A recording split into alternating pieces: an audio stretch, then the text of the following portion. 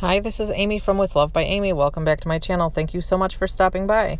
Today we're going to make this patriotic card for an Instagram hop. It's organized by Claire's Cardon, and it's a wacky holidays Instagram hop that we do every month. She does it on the first Saturday of the month.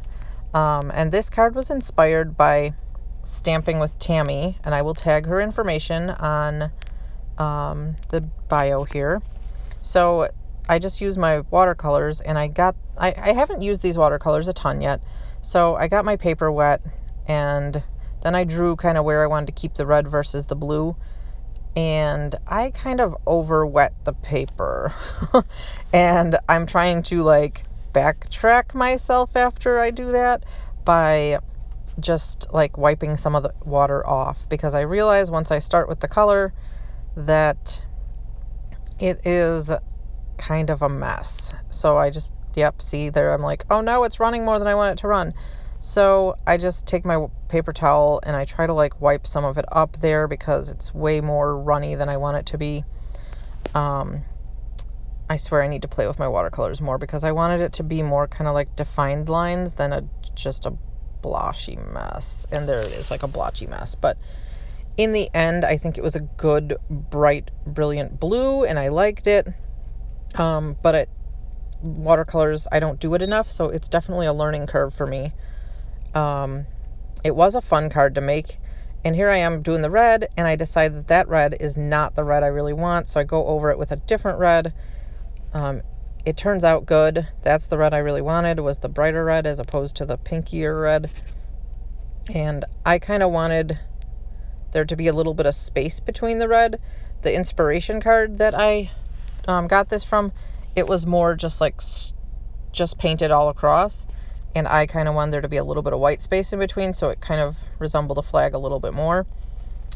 But all in all, I really liked the way it ended up. It looked very flag-like in my opinion, and it was fun to watercolor. I had no patience when I was doing this, so I took my heat tool after I was done painting it, and I dried it so that I could stamp on it shortly after I was done here. And I'm just putting the finishing touches on it, making sure that all the red is as dark as I want it to be. And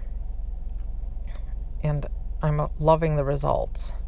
I did get the paper much too wet, though. I was using on the ink, on the watercolors here for this.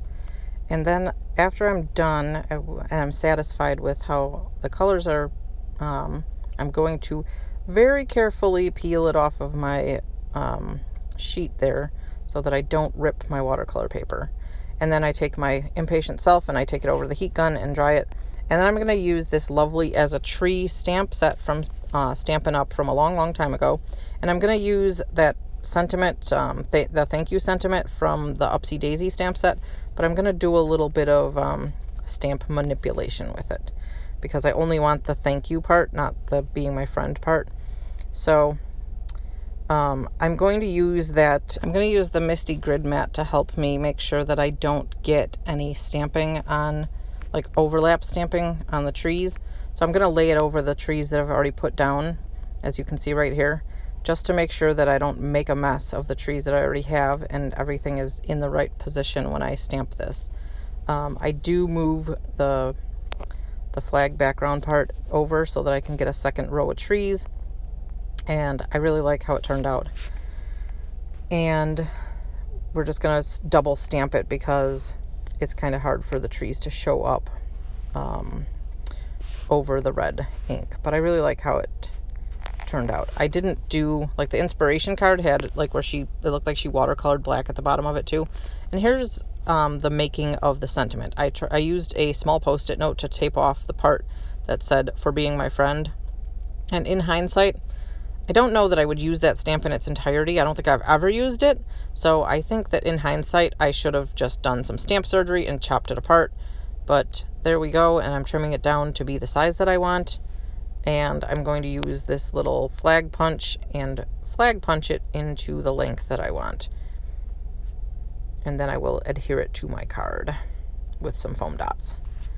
And then I'm going to put it on a black card base because I think that makes it pop the most. I tried it with a white one and it didn't look very good, so we're adhering it onto a black card base with some double-sided tape, and then we're going to put the greeting on there with the foam dots, and it takes me forever to get the backing off of foam dots every time. I don't know why I even bother filming that, because it feels like it takes an eternity.